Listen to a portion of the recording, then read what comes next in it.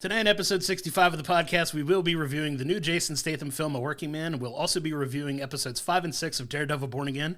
We'll also have an exclusive clip from an upcoming film. But I'm Brad, he's Josh, and this is We'll Bring the Popcorn. Yo, Working Man, yo. Yo.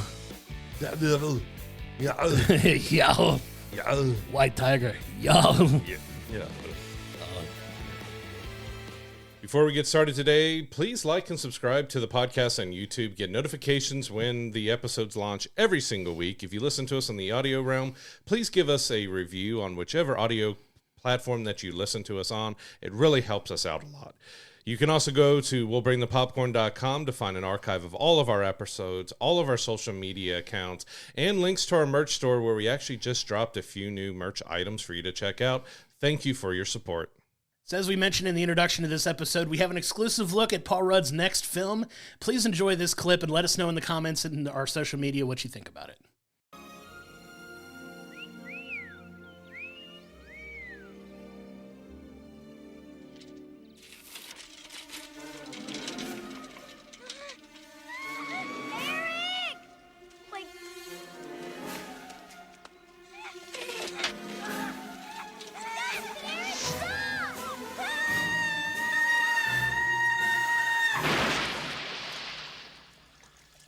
Yeah, I don't know about you, but I'm really looking forward to that movie. It's going to be a good one. It looks like it's going to be a lot of fun. So good. So kicking off our news this week, we do have word from Netflix that they're working on a new live-action Scooby Doo series. So it's going to take place at a summer camp with a gang looking for a lost puppy that may have witnessed a supernatural murder. So, you know, the James Gunn written first two that had Sarah Michelle Gellar and Freddie Prinze Jr. and all of them. It's been quite a while since that came out, so it's interesting that we're revisiting a live-action Scooby-Doo now. I'm not sure how I feel about this series, honestly. It worked in a sense back in the day when they did this original live-action film.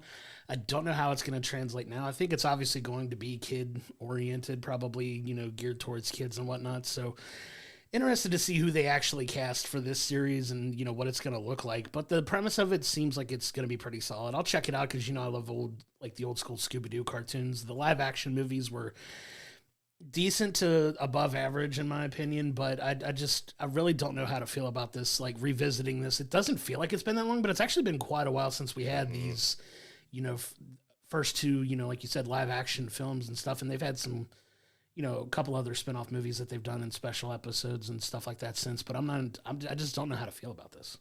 I mean, it could be fun. You did have the Velma animated series, which was a lot more adult. That had some mixed reviews by people. Some enjoyed it. I think it just got canceled, or I think it only got like 2 seasons on it. But it'll be interesting if we see the original film cast show up as the camp counselors or something, just to have a little cameo in the series as they kick it off. But It could be fun, but it is going to be interesting what kind of tone. If they are going for kids, if they're going for more teen. Scooby-Doo's been around for such a long time, so we don't exactly know what kind of tone they're going for. But it could be fun if they can get it right. Yeah, it'll be interesting to see how they shift the tone of that series, who they're really going to target that towards. But I want to move us into what's been the most talked about news story of the week. And we get this big announcement from Marvel where they roll these casting announcements out for, it felt like 24 hours straight. But they had this long live on Instagram and all their social medias where they, start rolling out these director's chairs with all of these actors' names on it. And we get, the first big major official casting announcement for Avengers Doomsday. This cast is absolutely stacked. You get, Paul Rudd back as Ant-Man. You finally get Simu Liu as Shang-Chi returning to the MCU. God, it feels like we've been asking for that for 17 years at this point. But I loved on social media, he posted, pokes head out of karaoke bar. Right. So he finally gets his return to the MCU here in this one. But I think some of the bigger ones of note, obviously the Fantastic Four are all confirmed for it. But the biggest one that had a lot of the internet talking is we're getting a ton of the original X-Men, Fox X-Men cast. So you get Sir Ian McKellen, you get Patrick Stewart, you get Rebecca Romijn, you get, James Marsden as Cyclops, and you get, Kelsey Grammer returning as Beast. Like, you get a bunch of these OG Fox X-Men characters, but we also get probably everybody's favorite quotable character from Deadpool and Wolverine. We get Channing Tatum returning as Gambit too. So, like, just a ton of people that got announced for this movie. Yeah, I was surprised to see Channing Tatum immediately there because, there was talks that Marvel really loved what they did with Gambit and Deadpool and Wolverine, but we didn't expect so quickly, like, hey, he's among the first, about 40 names that are announced, but they're not quite done yet with all the announcements. But, yeah, and I can't remember if you said Alan Cumming is back as Nightcrawler, which was kind of big because he was, a lot of people loved what he did in X2, and he only showed up in that one and wasn't really ever seen again. But it's going to be really interesting. You got most of the Thunderbolts, which they may have spoiled a little bit of the movie, but they did say that they haven't gone through all of the announcements yet, so there's more names. I'm really curious about Tom Hiddleston being in it because at the end of Loki season 2, you're left with Loki in a very interesting place, and how that's going to kind of work in here. Is he just going to be overlooking and seeing exactly what's going on? It does feel like we're potentially setting up for Avengers Doomsday to be an Avengers versus X-Men film, potentially. Maybe Doom is in the background pulling the strings that gets these two groups to meet up, maybe in his universe. I want to see James Marsden in the 90s blue and yellow Cyclops uniform. Like, I want to see him full-blown Cyclops in there, and unless they just have everybody in the leather again, but I doubt they bring him back and do that, and then give me Rebecca Romijn in the white dress with the skull belt and everything else. Like, but yeah, you've got quite a lot. Like they said, they're not done yet, but you got Anthony Mackie as Captain America. You have his Falcon with Danny Ramirez is going to be Falcon in there. You've got just so much that's going to be happening. Like, it was 5.5 hours of chairbacks slowly scrolling through to announce all the Avengers cast. It was wild.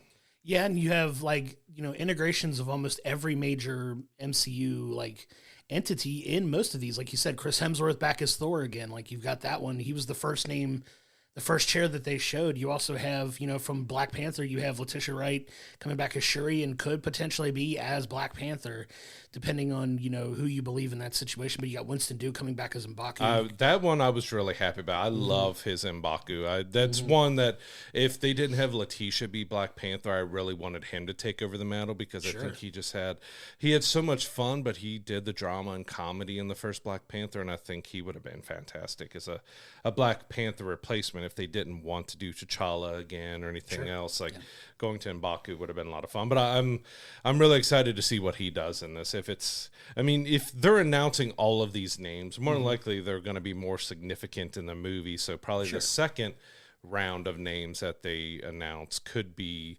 more cameos and smaller stuff. I'm sure they're going to leave a few to be surprises, but there's several of these that you thought might have been surprises, like Channing Tatum's return as Gambit and everything. Did we get Anna Paquin returning as Rogue and get those two together, but actually give us a Rogue that's strong and powerful and has all her powers? I'd love that. You also get Tenoch Huerta returning as Namor as well from the last Black Panther film. But there's a lot of, now everybody's talking about, well, if you have all of these characters in there, it's going to lead obviously into Secret Wars, which is the follow-up Avengers film that's coming the following year. And if you look at some of the concept art that leaked online, there's talk of this potentially all being taking place on Battle World, which is, the stage for Secret Wars, which is crazy. But I think with the Doomsday thing, they've been kind of low-key hinting at it if you pay attention to some of the Easter eggs that they've put in some of the films, especially like Deadpool and Wolverine. There's a scene where he's going into the, into the void where he lands and there's this comic book next to him, and it's intentionally in the shot. If it's what Marvel does, they intentionally put little Easter eggs and little breadcrumbs in there. But they're alluding to like a storyline from, I want to say about 10 years ago, that they did a Secret Wars storyline where it's like Dr. Doom's pulling all the strings and he's like, mind controlling all of these people to fight each other and setting up this Battle World thing. So I think that maybe the direction they're going with the story, which is very intriguing because you got, Dr. Doom pulling all these strings, controlling the minds of all these people. And that may lead to this Avengers versus X-Men fight that you're talking about, where you get all of these characters fighting each other. And, you're starting to see some allusions to the Young Avengers too, that we don't even know what their involvement could or could not potentially be in this too, and maybe they're a key to, helping save everyone here in this situation. But I don't know. We're in the middle of a very exciting time for this. This got everybody buzzing about Doomsday and what this could potentially look like. But getting so many high profile actors in this film that just started production now, like the whole thing was to announce that the movie is in production. So this movie's coming next year. Everybody's chomping at the bit, and if you were on the fence whether or not to get back on the Marvel train, I think now's the time to do it. Yeah, there were some notable ones that weren't announced because Tom Holland wasn't mentioned as returning as Spider-Man, because it could be really interesting. He is filming Christopher Nolan's The Odyssey through July, I believe, and then he has Spider-Man 4 to also film. And if it started production, it hasn't been rolling any film yet. They're still building sets and everything else, but they've got the main stuff going. But if we do end up seeing Spider-Man or Peter Parker in it, it could be a cameo or a small role, which a lot of people, you're bringing RDJ back as Doctor Doom. Well, you've set up that relationship and how it's broken and torn Peter to not have them together. I mean, you have the chance at Secret Wars, but Doomsday could really start that emotion. But we'll see if he ends up having potentially a small cameo talking to RDJ or something else that brings him in, because there's rumors that Spider-Man 4 takes place during the same time as Doomsday, so there potentially could be an explanation in the Spider-Man 4 of why he's not in Doomsday. But it's really interesting if they don't end up using the Spider-Man in Doomsday and he only shows up in Secret Wars because of his film schedule. But I mean, you also got Zendaya, who's in The Odyssey as well, so you've got two of them. Those two, I mean, I'm not saying she's not important to the story, but if you want to have someone from that realm in Doomsday, you're going to have Spider-Man show up. So it'd be interesting to see if he shows up. And we also didn't get Ryan Reynolds or Hugh Jackman announced. Maybe there'll be smaller cameos. A lot of people have already talked in rumors, and they've kind of already said that they're going to be returning. So we expected to see him in Doomsday, but maybe they're waiting those for the second round, or if there'll be a special cameo within there. You got to figure they're going to try to leave some surprises in there. They may not want the entire thing spoiled, although having that many people of that high profile in something, it's going to be almost impossible not to spoil a little bit or what have you. There's got to be some leaks at some point that come out of that. I'd like to avoid those if I could, just to, have the movie not spoiled for me.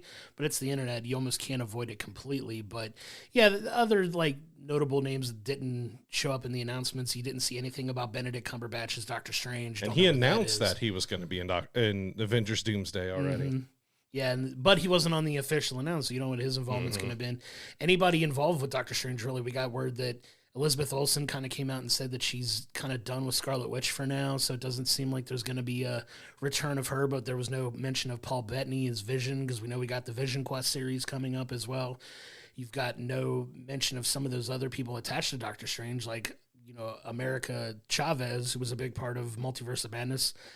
No mention of her, where she's going to be in. No mention of Wong, no Marvels, so no Captain Marvel, no Miss Marvel. Mm-hmm, none of those people are involved, which kind of leaves you shaking your head. No mentions of any of the Guardians either. I know they've kind of ventured out and done their own thing, but them at least being tied to Chris Hemsworth and Thor, you got to wonder if we see any of the remaining Guardians. No Chris Pratt, no Rocket, no Groot, no Mantis, or any of those people. Obviously, Dave Bautista said he's kind of done playing Drax, so we don't know if they're going completely away from Guardians or not. But we'll see. We'll see what if any appearances they have in that as well. But you've got two huge Avengers movies coming up, obviously, that just got the whole internet talking this week.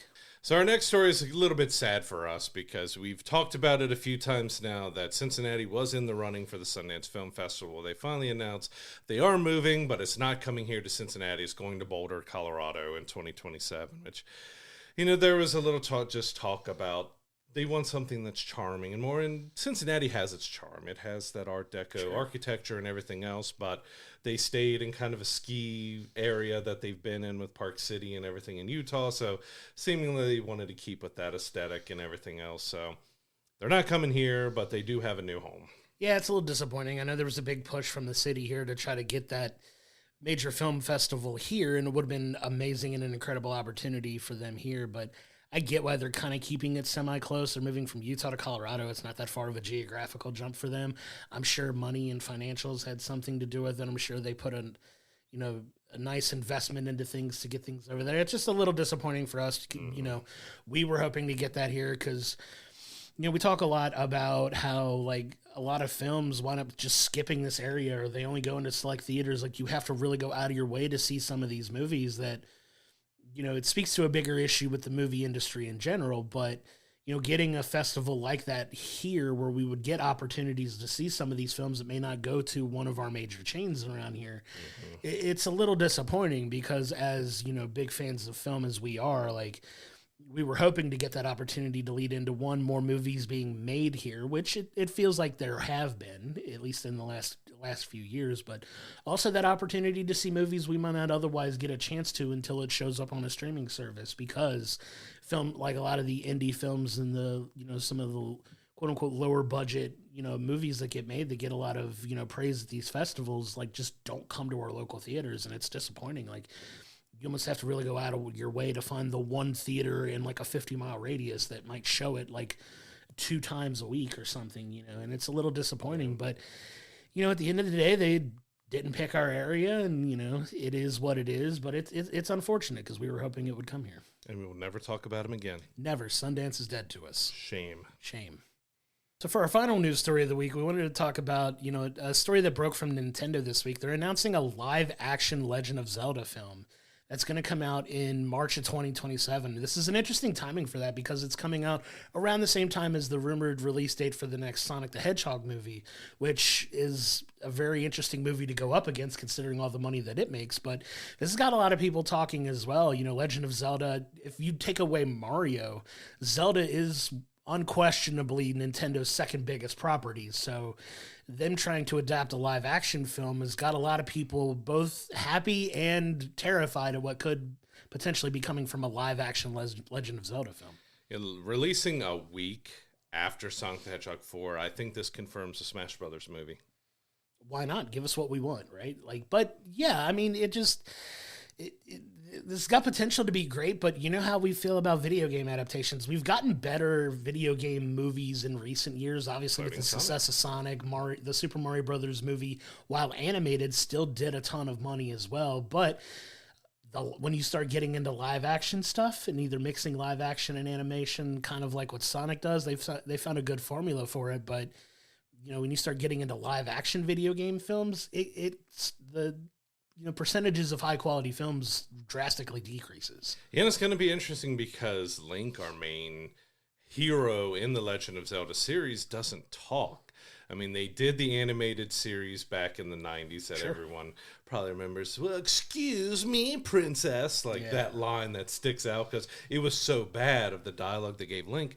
Is Link going to be mute throughout the entire movie, or is he going to actually speak? We've got the director who did the last Planet of the Apes film is directing it. He says he knows the gravitas of what he's having to do and trying to do with the Legend of Zelda movie, but it is kind of odd that after the big success that's the Super Mario Brothers movie saw being animated, that instead of doing an animated Legend of Zelda film to follow up, they're going live action with it. Yeah, and it's just, like I said, there's so many instances of this stuff going live action that don't work, that has just a lot of people concerned. Like you said, the fact that Link doesn't really talk in the games.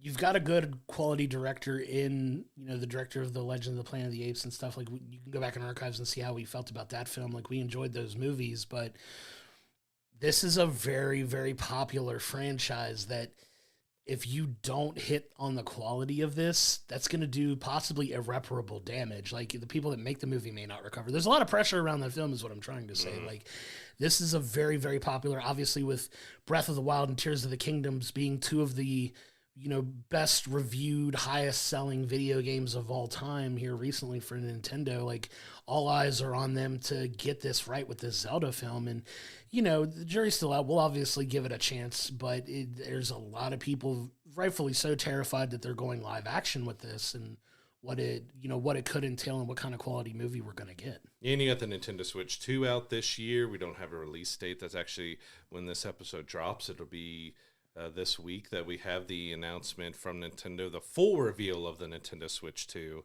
So they've got a lot riding on it. So that's going to be almost a year later after the release of this console to launch a brand new movie. So it's going to be really interesting. Legend of Zelda could be a really good fantasy film if they do it right, but everyone's got the hesitations. Nobody in the game speak other than the fairy who yells at Link. That's about the only dialogue you've ever gotten in a video game and stuff. And you get Zelda with a little noises here and there, but no one speaks. And It's been every single game, specifically, Link doesn't speak. So that's going to be the biggest thing. If they have him talk, they've got to get the right actor who can do the right voice and who can make him sound believable. And because all the sounds that you hear of him attacking is kind of very high pitched. So how are you going to match a voice to those sounds of the game to make it like, all right, this is Link?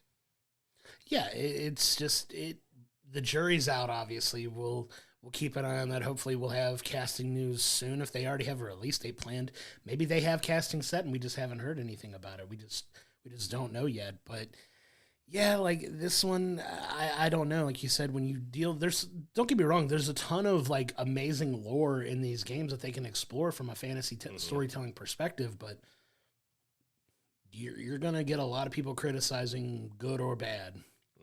Like when you start to reveal stuff from this movie and the approach you're gonna have just from dialogue and like what kind of dialogue are you gonna have in this, like when a character doesn't really speak, there's Make him sound like Aragorn, just have Vigo do a voiceover. I would love it. I would love nothing more. Like he's kind of the same character in a lot of ways, but yeah, we'll see what happens with this one. So moving on into our film review this week, we did see the latest from David Ayer and Jason Statham in A Working Man. Of course, last year we had The Beekeeper from him. These two working together have been a callback to kind of the classic 80s action films that are kind of a little mindless, has some good action, but the story kind of leaves you wanting a little bit more. I think I enjoyed this one a little bit more than The Beekeeper, but they both kind of are heavily cliched. Like, this is yet again, Jason Statham has changed careers now. So from being a beekeeper in the last one, now he's a construction worker, but he's still an ex-military guy who has training to be able to take out the Russian mafia and a biker gang and anything that comes in his way. It's the indestructible hero film that, that we've seen a lot. There's so many I enjoy from the 80s and 90s and 70s that we got, especially with Delta Force and everything with Chuck Norris, and then all the Stallone and Schwarzenegger and Van Damme and just all of our action heroes from that time. But it was okay. It wasn't a great film. It was just so cliched of what he could do. There's some bad acting. There was a lot of henchmen who just like, hey, I've got a really big gun. I'm just going to aim it at somebody instead of just firing wildly and randomly around the room. You have the biggest gun around that could probably penetrate any wall, and you're just shooting at the ceiling when the guy's to your left. It's the old classic stormtrooper aiming, trope that, the bad guys have the worst aim in history unless you're like this incredibly skilled marksman that, they try to hire. But yeah, it's your classic, like you said, indestructible hero story where he's not going to die in the movie, but he overcomes most of the most absurd set of circumstances that even the best of heroes couldn't overcome in a real situation. But that's not the point of these movies, right? The point of these movies is to just, I love to call them turn your brain off and relax and just enjoy it kind of film. But it gives us that. This is your classic stereotypical Jason Statham movie. He's the guy doing a regular job that gets called to help because, the guy that he's working for, his daughter gets kidnapped by people, and they try to convince him to go save him because at the beginning of the film, you see him fighting off a couple gangsters that try to attack one of his coworkers. Like, he's kind of like the foreman of the crew. So he sees one of his guys, getting kind of shook down by some people that he probably owes money to. I believe that's what he was. Like, they wanted some money from him and show up at the job site and try to shake him down there, and he fights them off, and they see that, and they're like, oh, you're ex-military, like, oh, like, you've got special training, like, we need you to go save our daughter. And, in classic Jason Statham fashion, he's like, I can't do it, man. I'm out of the game. This isn't me anymore.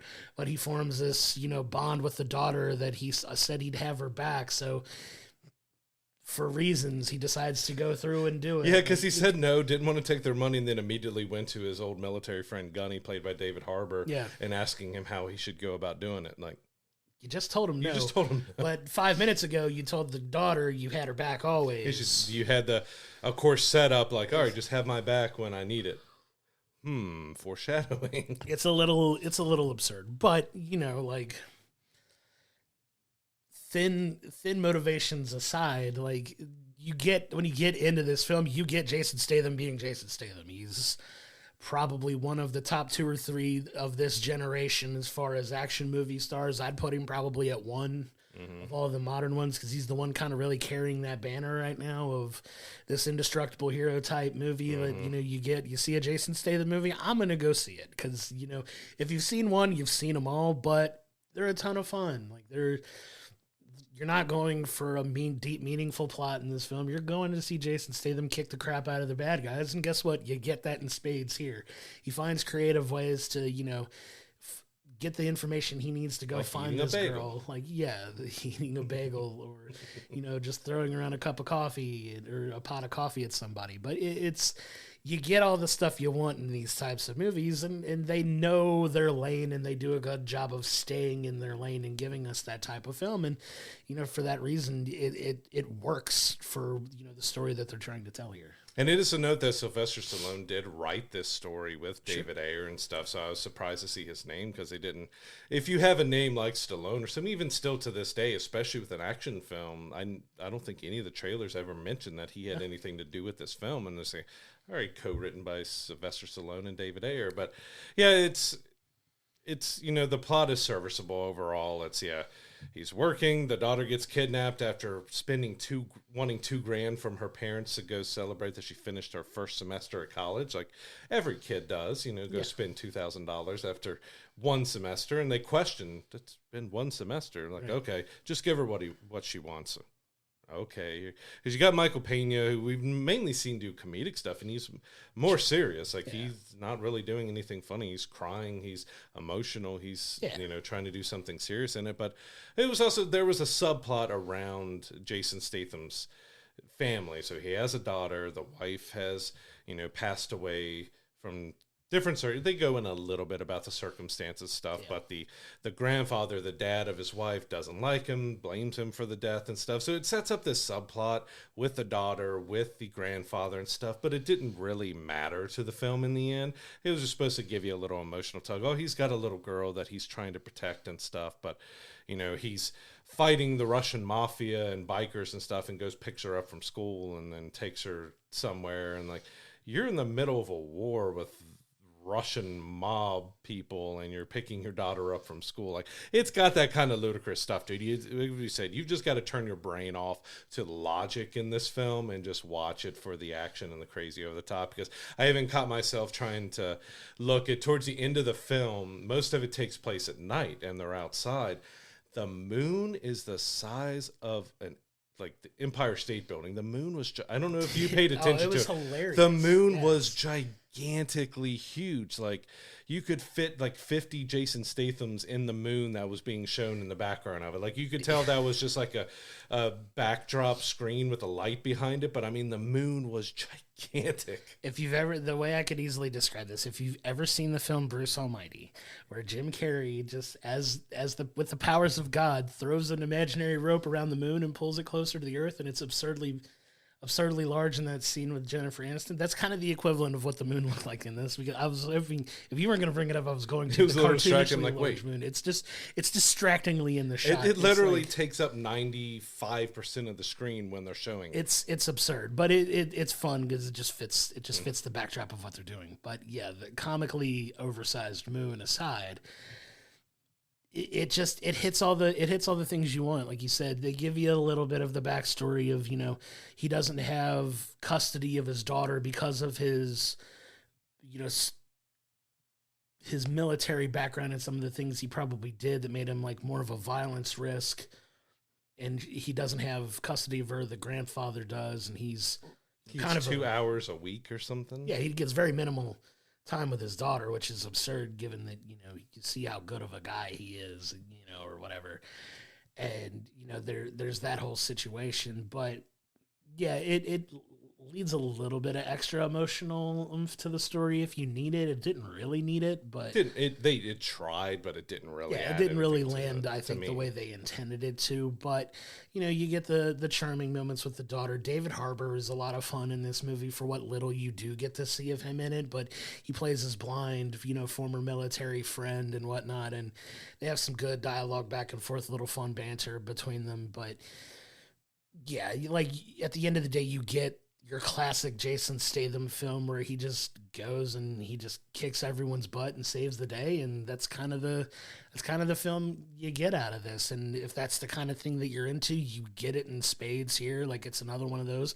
I agree. I liked it probably a little bit better than Beekeeper. We like Beekeeper. Go back in your archives and Yeah, the only thing check that out, with but- Beekeeper over this one that got me was because of Beekeeper in the end, you know, he's dealing with the president and he ends up going to That's this absurd. island party that they're throwing and he's able to sneak in, like come up on the beach. Like if you were portraying this more realistic of a president, like you're going to have every entrance to this island completely locked down. He's not, he just walks right in. Oh, it's absurd. Pretends to be, you know, he just does whatever he wants in some ludicrous fights, but he just does whatever he wants. And that took me out a little bit, but again, it's at that ridiculous over the top action Yeah. film. Yeah, for sure. But in this one, it's a lot more straightforward in the sense that he's going. And the other thing that I know just laughs in the face of other tropes is when, you know, getting a little bit of the spoiler of the plot of the film here, but is when he tries to get close to the, I don't know if you call it the intermediate, the leader, like this Dio guy that he tries to get to. Demi, and he goes to buy drugs for some reason to get into business with these guys or whatever. Like, he uses some of this money that he's saved that he apparently has got more money than we Where did all the originally money? thought, 'cause Did he take the like, money? He said he saved up like 10 grand for his, we're getting into the plot of the film with it, like leaving a lot of things out. Like, he's trying to get custody of his kids, and he said he saved up like 10 grand to throw at the lawyer to fight his case for him. But all of a sudden he magically now has like $5,000 more to, you know, get a hold of some drugs that he's saying he wants to distribute and get in there. Like, I was like, where did he find this money? Like, where did this money come from? Is And this after like, buying drugs one time, he's introduced to the head honcho of the entire Right.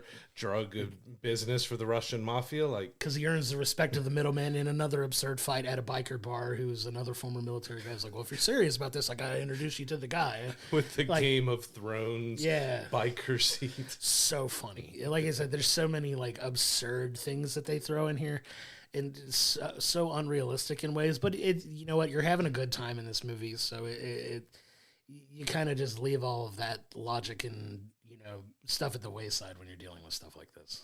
Yeah, so in the end, A Working Man is a ridiculous, over-the-top Jason Statham action film. You know what you're getting going in. You're not there for the plot. You're there just to have a fun time with the action, and it delivers for the most part. There's some stuff that's hard to look past when it does, but you know, it was enjoyable to an extent. I'm probably going to give it a 6. Like, that's lower, but like, for some reason, like Arnold Schwarzenegger's Commando popped in my head a lot with this film, and that's a guilty pleasure that I love to go back to.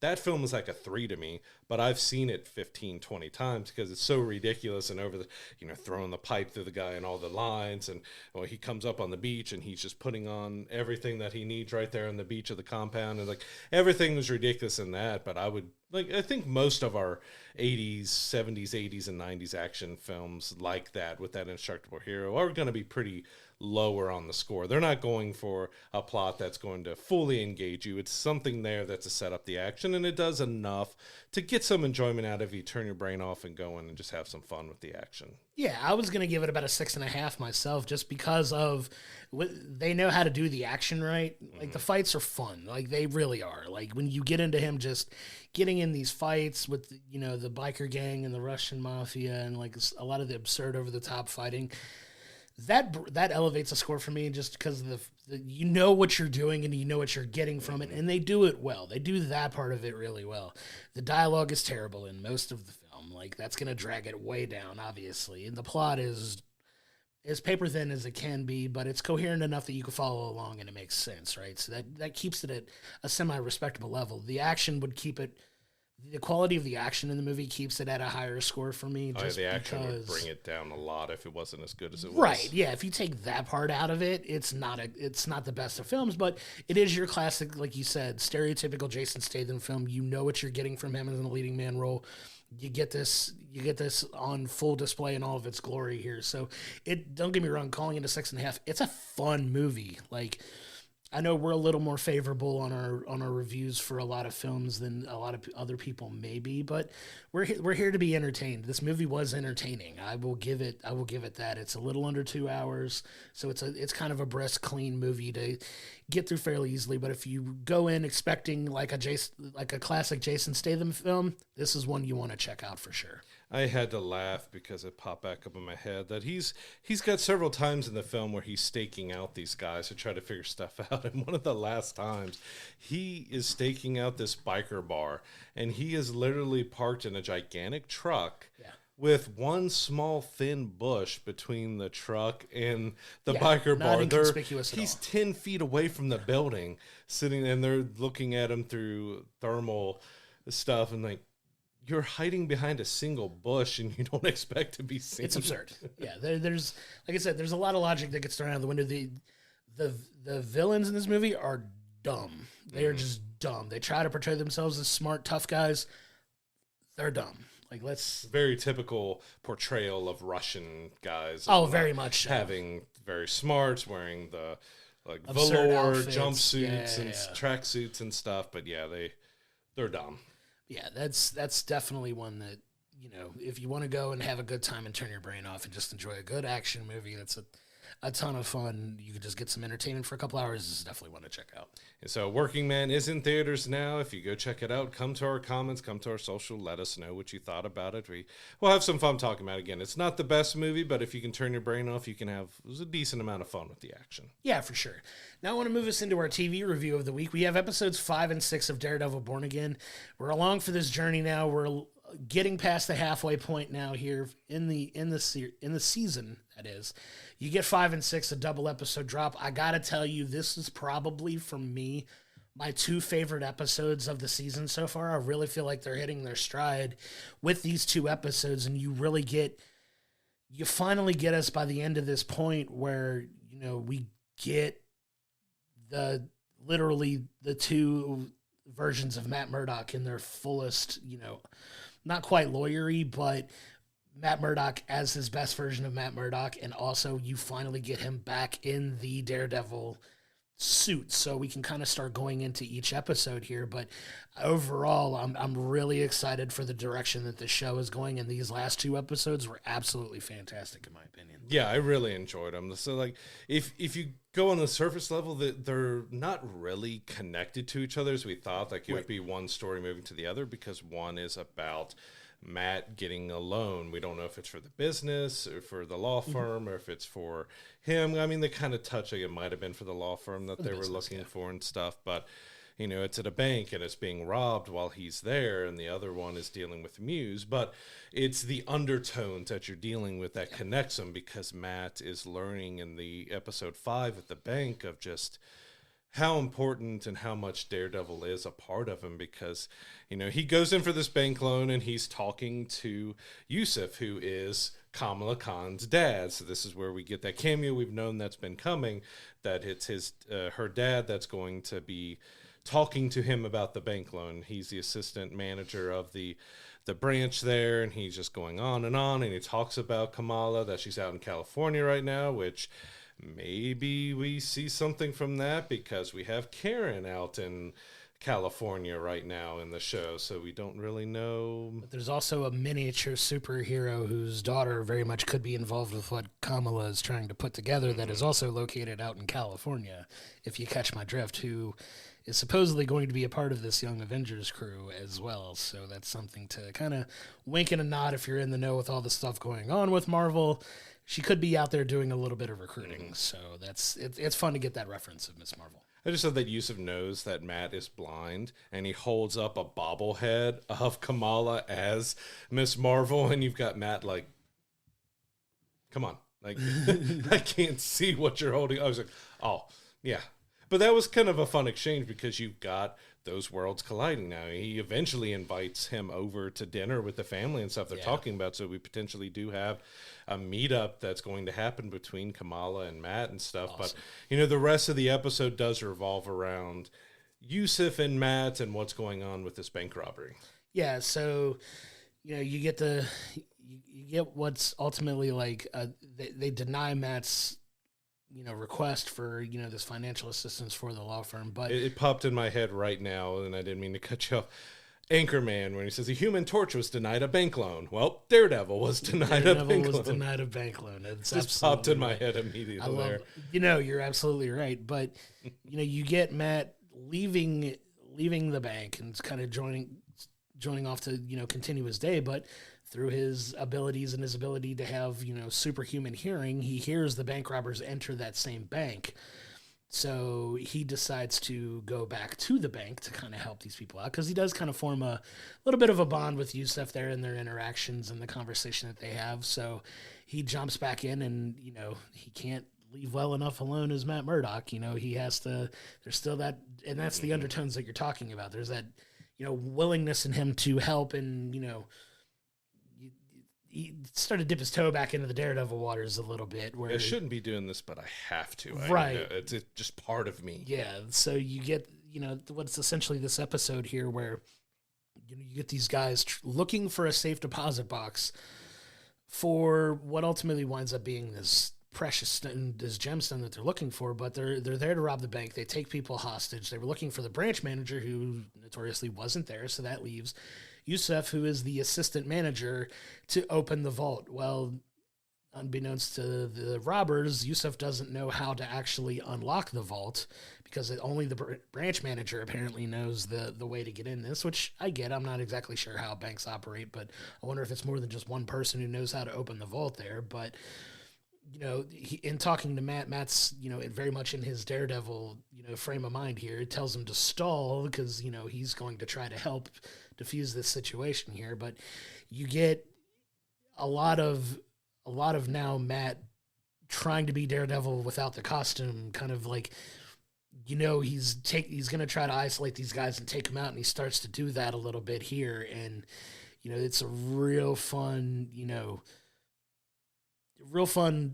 journey that we go on in this bank robbery for sure. Yeah, I really enjoyed the first guy he takes out. He's kind of being led to the bathroom and led out, and they're going down a stairwell, and Matt starts fighting him, and it's a good fight, but you also got the shotgun is teetering over the edge of this spiral staircase, and he slides down the stairs and grabs the shotgun and then chokes the guy out to be able to take him out, then shows up to Yusuf. But that was I know, and you said it as well, one of our favorite scenes after Matt shows up to save Yusuf and knocks out that guy, and he's going up to the bank vault. He's like, this is just going on how complicated the vault is. You're not going to be able to open it. And Matt's just using his super hearing to sit there and listens, and opens up, and Yusuf, still having conversation with him, say, how did you do that? I'm like, I'm a really good lawyer. Really good. He's a really good lawyer. He brought up that line. Favorite line. Of course, that was what he said when he showed up with Peter Parker in this last Spider-Man movie, caught the brick. Like, he brought that line back. I'm a really good lawyer. A really good lawyer. That made me laugh. That was definitely fun. But yeah, you get, this whole episode, you get some interesting dialogue between the bank robber and that was the only part that was a little iffy. Yeah, the bank robber and the hostage negotiator, where he's trying to make it seem like he's in control. The whole thing was like, make them feel like they're in control when they're not really in control of the situation. Like, I'll give you another hostage if you tell me a joke. Right. There was a little bit of weird stuff in there, but this episode was really very much about Matt still fighting his, like, doing a little bit less fighting of his urge to return as Daredevil, and just realizing day by day that he has to play both. Like, he can't turn one completely off of the other, and I think he's finally coming to terms with it and being at peace with it, especially given what happens with Foggy, and it kind of bleeds over into the next episode. But I'd say that final battle of episode 5 was brutal, because the main bank robber gets away, switches into a police uniform, and he goes out, and we find that he hadn't accomplished and stuff. But Matt, taking one of the red masks from one of the other robbers tracks him down in an alleyway and he beats him, and the guy is like just leaning up against a wall, and he leaps in the air and lands on his knee and snaps his leg in half. I'm like, okay, yeah, Matt's back as Daredevil. Like, he went full on brutal. I'm gonna snap your leg in half and not give a crap about it. Yeah, he was a little rusty at first, and then like it was just kind of like riding a bike for him, right? Because he struggled a little bit in some of his earlier ones. One of the cool things, and I don't know if it was intentional or not, but it's Marvel, so nothing's not intentional. But if you notice the color of the masks that all of the bank robbers are wearing, and then the gemstone that they did find were pretty much the colors of the Infinity Stones. I don't know if you paid attention. I think it said it's a diamond, but it was a reddish orange diamond that looked they a little had, bit like the Soul Stone. Yeah, you had green and you had yellow and you had red and everything. There were some people online pointing that out too, and I was like, that definitely could not be unintentional. A little bit of a MCU wink and a nod to people that pay attention to that sort of thing. But yeah, you get to the end of this episode, and you get Yusuf inviting Matt to dinner out to Jersey City to, visit the Khan family for dinner, and he wanted to make sure that Kamala was going to be there to, be a part of that, and a fun little joke that we think the robbers, a woman who was helping him, got away with the diamond, and she opens up the bag and it's a piece of candy, and then Yusuf, after Matt leaves, is looking in the candy jar and is like, oh, there's the diamond. It was fun because it was one of those things that's kind of endearing about the Khan family and how much they care about each other and care about people. Yusuf, knowing that Matt's blind, like, he holds up the jar of the bowl of candy to offer to him, and he just kind of rummages through it to make a little sound like, here's the candy if you want some. And then that's where he leaves the jewel for him at the end and actually tries a piece of the candy and takes it with him. It was a fun little like full circle moment that we get in that episode. But yeah, that was this episode 5 was a ton of fun. I really enjoyed, the overall story. The cop stuff in the middle of it was just kind of like a little bit of filler in the episode, but it was a good avenue to get Matt back into the fold of, being more of the Daredevil persona and him coming to peace with it, because that really leads into the meat of episode 6, which is their next episode. And this one is a very action heavy, but very heavy, both Matt and Wilson Fisk in this episode. Very heavy for both of them. Yeah, this is very heavy about Muse, so we get to find out that Muse has been, we get a little bit that Wilson Fisk is trying to get these murals, especially the ones that depict him, erased, but we find out, and I believe the sanitation worker is the guy from the bank in episode 5 as well. So we got him telling Fisk, we can't get rid of these murals because it's not paint, it's blood. And so we find out Muse has been painting all of these murals and paintings all over the city, which was done by artist David Mack, who, worked on the other Netflix series and stuff. Incredible artist, does a lot of watercolor stuff, has his Kabuki line of comics and everything else. He's a fantastic artist. Go check him out. But they brought him back with continuity because, like in the Jessica Jones show, he did a lot of the paintings and stuff that was done in there. And I think also some of the intros helped with the art for the intro. So we get to see David Mack's art all over the walls from Muse that, we find out Muse has probably got at least 60 plus victims that he's done. And we get to see some brutal, like we even get 2 women who come up to him in the alleyway while he's painting his next mural. And they're like, hey, are you Muse? Can we get a photo? And then 5 minutes later, they're dead with their eyes removed and bleeding out, and he's got more blood. Like, it gets very gruesome. And then I think they did a fantastic job of portraying a kind of a stranger, dark character in Muse. Like, the suit looked fantastic, but dealing with the darkness of his character, I think they handled it really well. Yeah, and this is one of the big reasons why I'm thankful that they kept the show as a mature rating, because I know a lot of the big fear was, okay, they're getting owned by Disney, are they going to Disney it down? But I think here recently they've been less afraid of taking that risk with their stories and allowing them to be mature, because it works. Like, I couldn't imagine a watered down version of Muse. Like, when I heard they were going to use Muse, I was like, if you know anything about the dark story, he's one of the darker, more violent villains in Marvel Comics. Like, he's very, it's very adult and very mature. So the fact that they're keeping the show mature with not just the language, but the violence and the,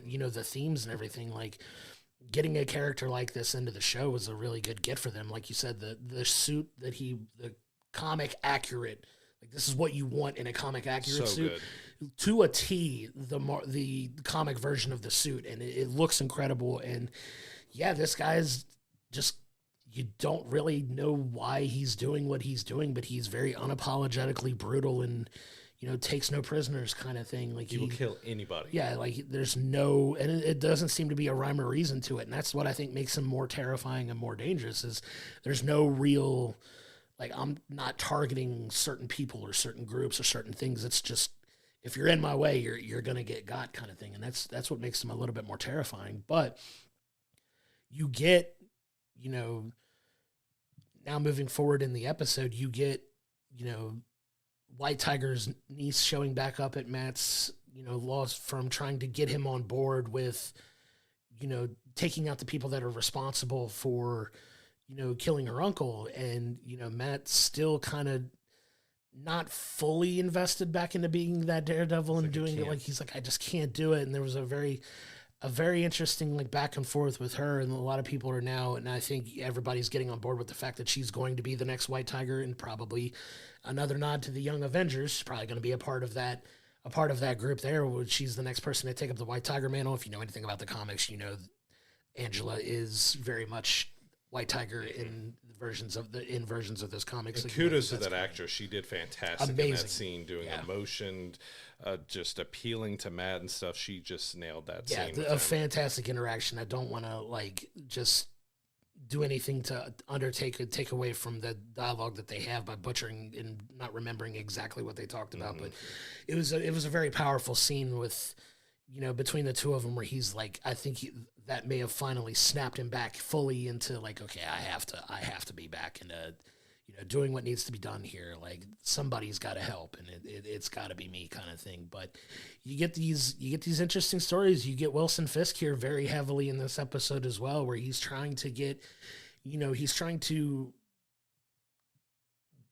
I want to say do the right things like for his agenda, but do them the right way without strong-arming his way through like he always does. And, he's trying to play the diplomatic role, and he's got Vanessa helping him, and he goes to this fancy meeting where we get an appearance from a character from another show as well that he winds up talking to in the little bit of interaction they have at a dinner party. Yeah, we get the swordsman showing up who appeared in Hawkeye, and so we got him coming back. We got a little bit of a clip of him earlier in the episode of him fencing and fighting people, but we get him face-to-face with Wilson Fisk and talking to him and stuff as well. So there's a lot still building with Wilson, and we'll talk about that more at the very end. But that was kind of an interesting because him and Vanessa have a moment sitting on the bed talking about exactly what to the fundraiser that he's trying to get money out of the big wigs in New York. And it's not going exactly smooth because it cuts back and forth between him talking to Vanessa at home and what's going on at the fundraiser and stuff. And he ends up having to duck out early because he gets, word that something's going on. And I can't remember. I don't think we really got what that was, because the next time we see Fisk is him coming down the stairs with something in his hand. But I did want to touch on, there is a lot of heavy emotion in this episode, because we do get Matt kind of finally dealing with Foggy. He's sitting on his bed he's got the pamphlet from his funeral that has Braille for him on it, and he's basically praying, and he's going back through his mind of everything that happened with Foggy and all the fights that he's been in since dealing with it. Foggy died, and going back to Bullseye, and he's starting to work his way through it. Heather comes in, and he's just saying that he prayed, but into exactly what he was going through. But he's still guarded. You see that he cares about her and that their relationship is kind of moving forward into different ways, but he's still guarded in that aspect. He's still not fully, Frank got him wanting to move forward with it, finally got him talking, but he's just not fully ready to deal with it. But we got a good movement forward with him, sitting there on the bed, thinking about it and trying to just remember Foggy. Yeah, so you get a really interesting conversation between Matt and Heather here where, it comes to find out that Heather's writing a book, and spoiler alert, her book's about vigilantes. So, she works as a psychiatrist, and, now she's working on this book where she's kind of getting inside the minds of vigilantes, and Matt, just kind of tries to laugh and brush it off hey, you need any advice? Come talk to me about it. Obviously not guarding the fact of who he actually is. And, she was like, well, you've represented some of these people, right? Which where she's trying to get to, because he has a very high, well, one very high profile, still alive vigilante that he's worked with, if you pay attention to the Netflix series. And Matt, in a very funny moment, and it made me like laugh out loud, Matt just like bursts out into laughter. And he's like, "You want me to get you an interview with the Punisher? You want to talk to Frank Castle? You want to talk to that guy of all people?" And she was like, "Well, that'd be great. That'd be awesome." And Matt's like, "Hey, you know the Daredevil too, yeah, right?" Yeah, and she's like, "Daredevil too. You've interacted with him before." And he's like, "Maybe." You know, that's going to be a very interesting thread moving forward the rest of the season, because now she's going to start poking around with vigilantes and stuff. And how is that going to come to a head at some point? Because you know it's going to. Obviously, she's you know, with these shows, it's going to go one of two ways. She's either going to find out that he's Daredevil, or she's going to meet a very grim fate in the show. So we'll see how that works out for her. But yeah, it was a very interesting conversation, and we'll see where that goes moving forward the rest of the season for sure.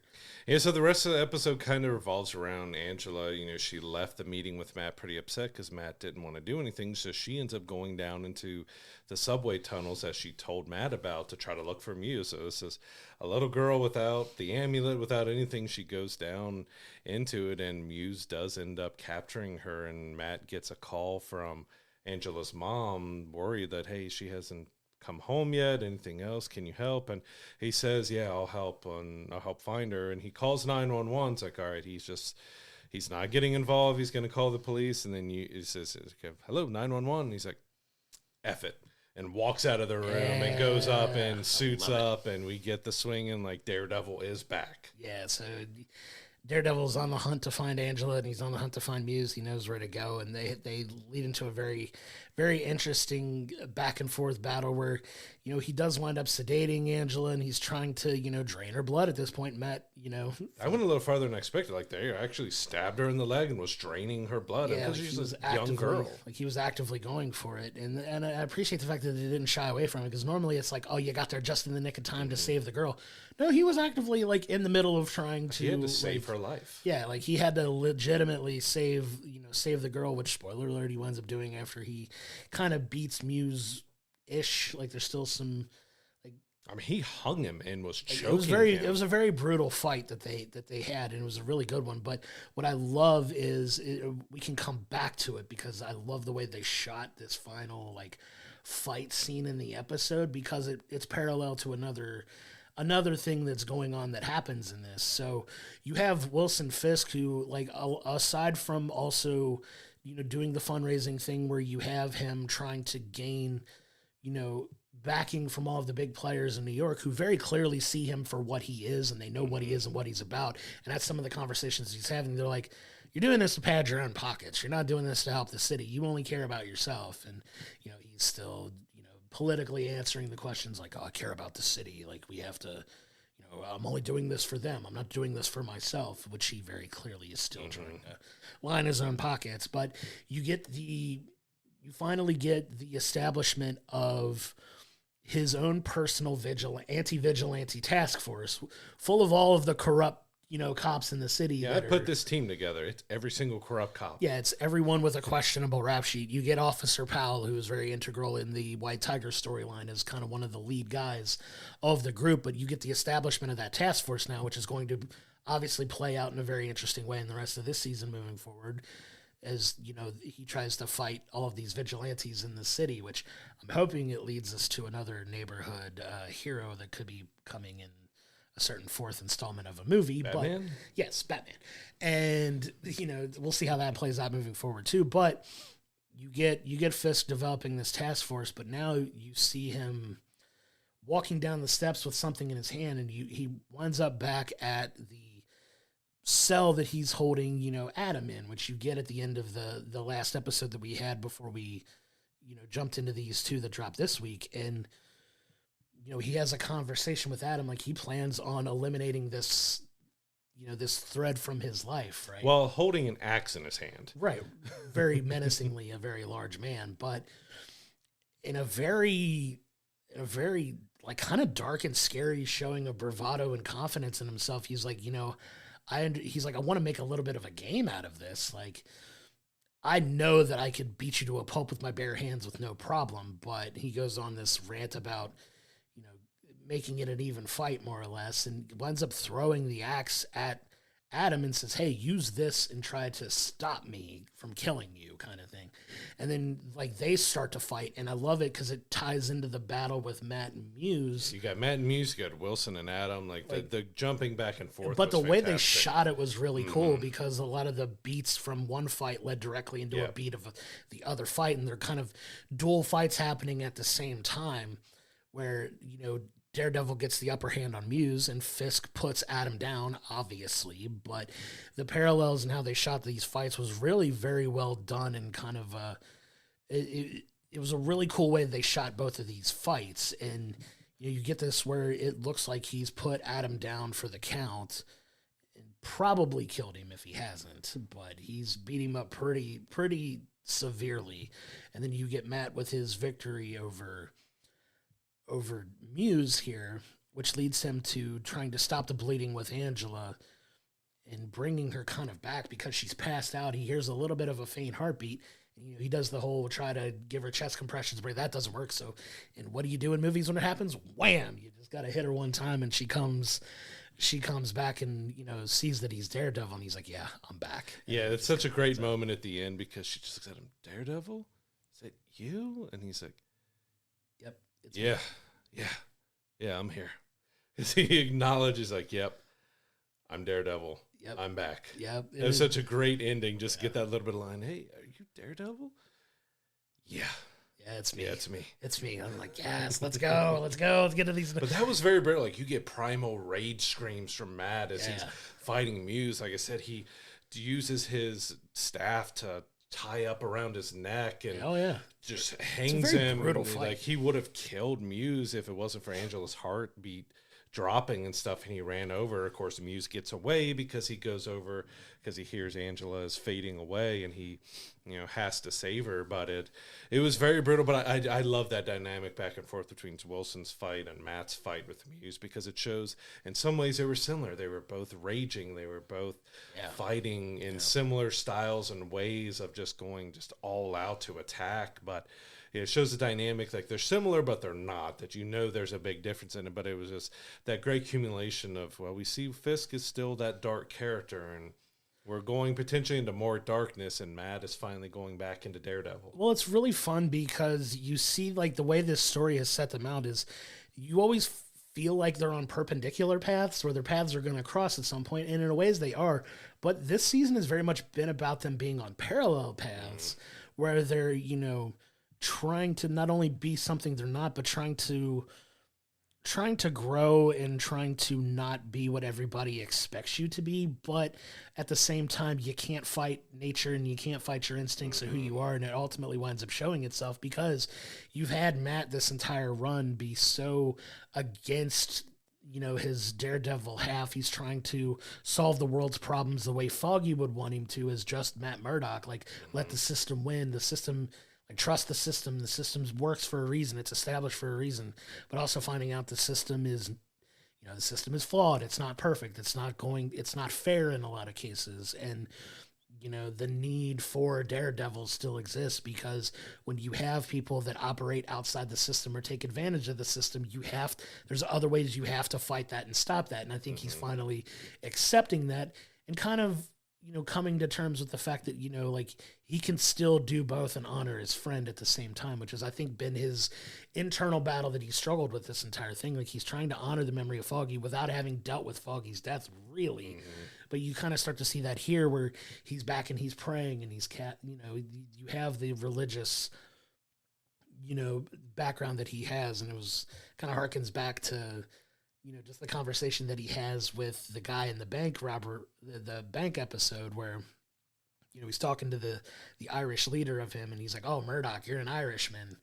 Like, you know, and he talks about stuff like, you know, like, he should be a certain way. Like, where is he from? And like him not knowing his story because he was orphaned and all that stuff. Like, you get some of those callbacks, but you get Matt on this journey now, and he's finally coming, you know, I think he's finally starting that healing journey that he's needed to be on, that he just, for whatever reason, for the year plus that it's been since Foggy died. Yeah, like him just kind of bearing that down and not really dealing with it for a year and just kind of diving into his lawyer work. But I think he's finally coming full circle, and it's being told really well. Like, I'm really enjoying the direction this show is going, and I'm excited for the next couple episodes that we got coming up for this season. Yeah, these 2 episodes were quite a surprise because, Fantastic. episode 4, we got him with Frank, and we kind of thought, all right, we got 2 together. Maybe this is him and Punisher going out and doing some vigilante justice, but we don't even see Frank show up again. Like, we kind of know that he shows back up, so we were kind of expecting, all right, this is going to be our Punisher episodes because we got 2 together, but they were 2 similar but very different episodes because, episode 5 does have a little more humor, but it's dealing with Matt kind of coming to grips with things. He makes friends with Yusuf. He's using his other abilities, and you finally start seeing him fighting, but he's trying to hold back. You can tell he's not going full Daredevil. And episode 6 gets us full Daredevil because of just how dark and crazy Muse is. Like, he knows if he doesn't step in that Angela's going to die, and that gets him back. And like I said, I still love those final 5 seconds of just Angela calling him Daredevil, and he's just like, yeah, that's me. He's back. He's in. Let's go. Let's rock and roll. Like, like now, I think with the way the story's being laid out, you're getting that Frank Castle returning with this anti-vigilante task force. Mm-hmm. Like, they're not only coming for Daredevil, they're going to be coming for Punisher too. So, like, he's going to get involved at some point. They've been kind of playing up the whole people that have kind of worshipped the Punisher, and he calls them fanboys and stuff like that. So, like, he's going to get back in the mix. Like, I'm really excited where they're going now that you get Daredevil is fully back. He's back in his suit. He's ready to go. And I'm really interested to see where they move forward in these last couple episodes, because everything we've heard about the show is, especially the last episode of the season, is just bonkers from what people are saying. And if we've gotten what we've got so far and it's about to get super crazy and like over the top, I'm excited to see where it lands, because we've been on a really fun journey. I'm really happy with the way this season has gone. You finally got him back in full Daredevil, full Daredevil suit here, and let's see where it goes, because you have what is going to be the fallout for Fisk moving forward, trying to push his agenda, versus now you got Daredevil back. Their paths are going more from parallel to perpendicular again, where there's going to be a point where their paths cross again at some point in the season, and it's going to come to a head at some point. But I'm excited to see how they get there. Hey, we've got 3 episodes left in this season. You can watch episodes 1 through 6 right now on Disney Plus. But we've had such a good time with this season, and really liking the direction it's going. We got season 2 being filmed, but so we know the story's continuing, and we got at least 3 seasons ago. But I can't wait to see how they finish off. It kind of stinks that we've only got 3 left, because I've been enjoying it so much, especially now that it's getting into the meat of it. I was like, all right, I've got 10 more episodes to watch. 3? Okay. Yeah, but thankfully it looks like we're going to be getting season 2 a lot sooner. So it seems like next year we're probably going to get season 2. So thankful for that. It's been an incredible run on this show so far, and I'm so glad we've got new episodes of Daredevil again to talk about. I just love this show so much. I was really waiting in that Marvel Avengers Doomsday announcement for Charlie Cox's name to be on one of those chairs, but maybe it'll be in the second announcement. And we'll see what happens with the end of those episodes. But you can watch all these episodes on Disney Plus right now. They're so freaking good. Come check it out and let us know what you think as we go along on this journey. But coming up next week, we do have in theaters a Minecraft movie. This is the Jack Black, Jason Momoa take on the very popular, video game that is, it's got potential to be fun. It looks corny, it looks cheesy and over the top. We'll see what kind of film we get out of it. Yeah, it looks ridiculous. I know my kids are huge into Minecraft, so they're really looking forward to checking out this film. But we'll see kind of how adult they go with some of the jokes, or how kid-friendly they keep it. I mean, it's a multi-billion-dollar property, so, a lot of people are going to have their eyes on it. It's probably going to make a ton of money, I would imagine so, but a couple big star power, people at the top of it with Jack Black and Jason Momoa, so we'll see how they do, how it does in theaters. But also coming up on demand, we've got a film that I know you and I were interested in seeing. It's just another classic story of it not coming to our theater anywhere near, and that's Opus. So that's the Io Edeberry starring film. It's got John Malkovich in it as well. It's an A24 film.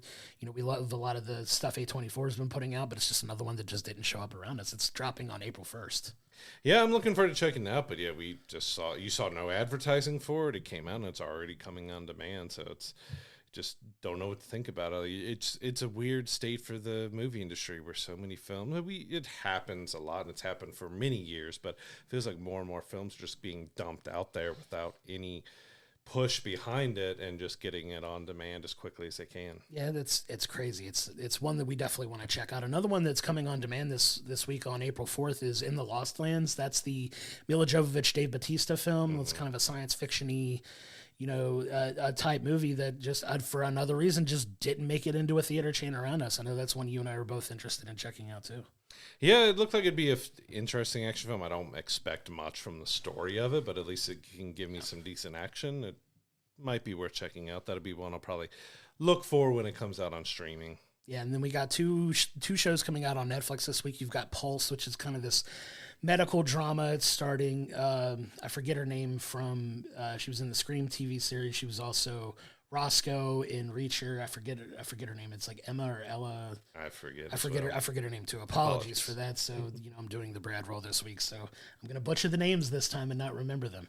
But you also have the Devil May Cry animated series coming on Netflix. I'm excited for that one. It looks really cool. I know Evanescence, the band, did a song for this show, and that's another one that's got a lot of people hyped that's going to show up on Netflix this week. Yeah, and of course we have potentially the very last time we'll hear Kevin Conroy in a new role, that he's got some sort of role in this. They haven't announced which character he's playing, but we'll know when we hear it. Yeah, definitely excited to check that one out for sure.